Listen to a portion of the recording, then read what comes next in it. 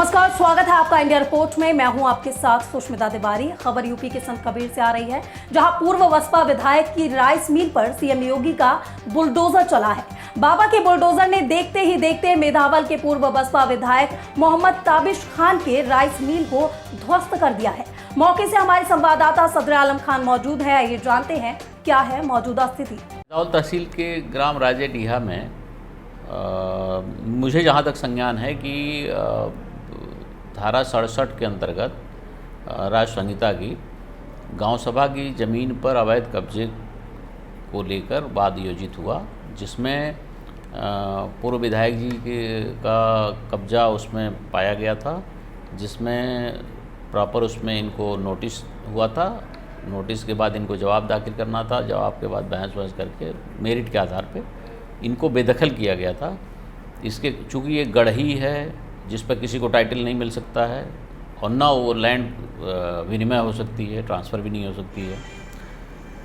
ऐसी स्थिति में अवैध अतिक्रमण जो इनका अवैध कब्जा था उसको आज हटवा दिया गया है। सर, उस विधायक का आरोप है कि सर अवैध तरीके से प्रशासन कार्रवाई कर रही है। नहीं, बता रहा हूँ कि जो एक्ट में प्रोविज़न है राज्य संहिता में, आपको बताया कि धारा 67 के अंतर्गत वाद आयोजित हुआ था और उस वाद में नोटिस प्रॉपर इनको हुआ।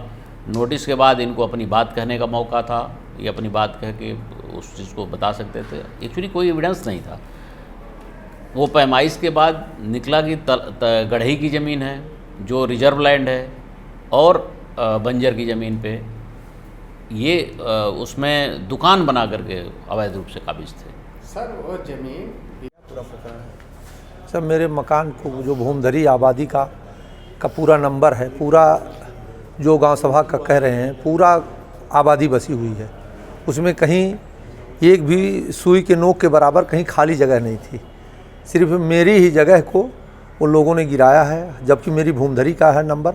नापने पे पैमाइश नापने पे पश्चिम से नापो पूरब जाता है, पूरब से नापो पश्चिम जाता है। दक्षिण पूरी आबादी बसी हुई है और उस ज़मीन के 3 तरफ मेरा है।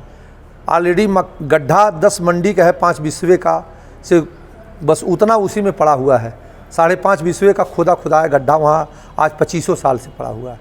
लेकिन ज़बरदस्ती वो एक मुझे निशाना बनाया जा रहा है अल्पसंख्यक के नाते कि ताबिश खान अल्पसंख्यक है और कुछ कर नहीं सकता। 1.5 बीघे ज़मीन में रास्ता चल रहा है मेरे विद्यालय के और मिल के सामने, मेरे आवास के सामने रास्ता में मेरी 1.5 बीघे ज़मीन चल रही है। ऐसे अगर मैं अभी रोक दूँ, नक्शा दिखाया एडीएम साहब को, मैं कहा साहब देख लें यहाँ नक्शे में मेरी भूमि है, तो मान लीजिए वो मान रहे हैं, ज़बरदस्ती मान रहे हैं कि ये गांव सभा है, जबकि गांव सभा नहीं है। तो मेरी ज़मीन से तो ट्रांसफ़र कर लेते, जिसमें रास्ता चल रहा है आम लोगों का। जैसे ये कलेक्ट्रेट बना हुआ, किसानों से इस ज़मीन का तो मुआवजा दिया गया है ना, तब ना कलेक्ट्रेट बना हुआ है। तो ऐसे ज़बरदस्ती रोड बना दिया गया।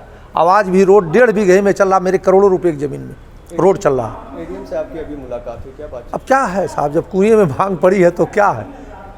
देख ही रहे हैं जो पूरे प्रदेश में कहीं न्याय नाम का कोई चीज़ ही नहीं है। तो जो कार्रवाई हुई है उसे क्या मानते हैं? गलत हुई है।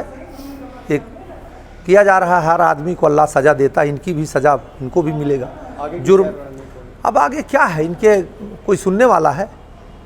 मैंने डीएम साहबा से भी कहा, तहसीलदार साहबा से कहा, सबको दिखाया कागज़। कहे नहीं विधायक जी हम पैमाइश करके ही करेंगे। मैं कहा साहब पैमाइश करा लीजिए, हम खुद स्वतः हटा लेंगे अगर हमारे में पड़ेगा।